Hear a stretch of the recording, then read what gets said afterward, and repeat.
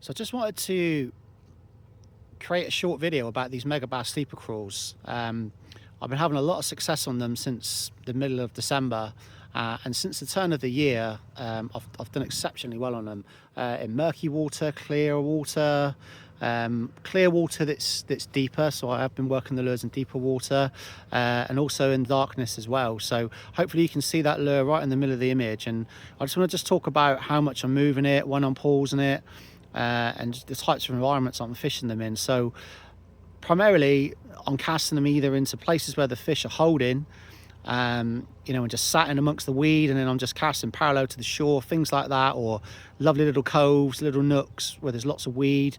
And this is the perfect kind of ground, so clumps of weed, that kind of thing, with little muddy and gravelly sandy patches in between. So if the fish are sat there and you put this lure in, quite often if you start moving it, they'll, if they've sensed the lure splash, which I think they do, and they move in to investigate, then quite often you're going to hit very quickly, especially in the murkier water or in the dark.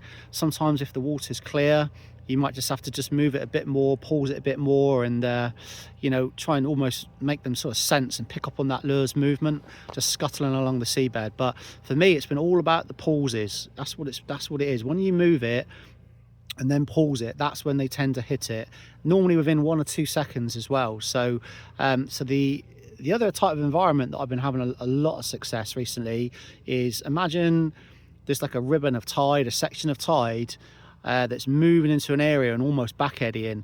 And what I've been doing is just sticking that lure in the back eddy or just out of the ribbon of the tide, and I can also imagine the bass sort of coming down in the flow with one eye looking in the flow for bait fish and fry and other bits and pieces, and then the other eye is almost looking right into tight into the margins for anything that's scuttling, or I won't say jumping around, but I suppose prawns would do that, crabs, anything that's moving around basically. But it seems to me that it's when you move this lure, which I'm going to do in a sec, and then it just sits up and it looks like a crab that's protecting itself.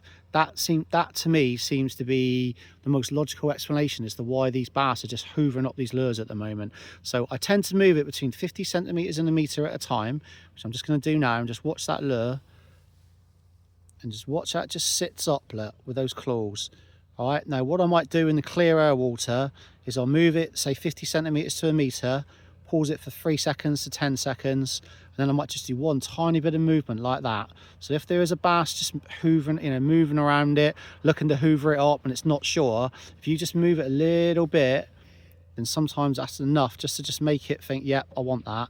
Whereas ordinarily in darkness, murkier water or deeper water that's still clear, I'm moving it about 50 centimeters to a meter.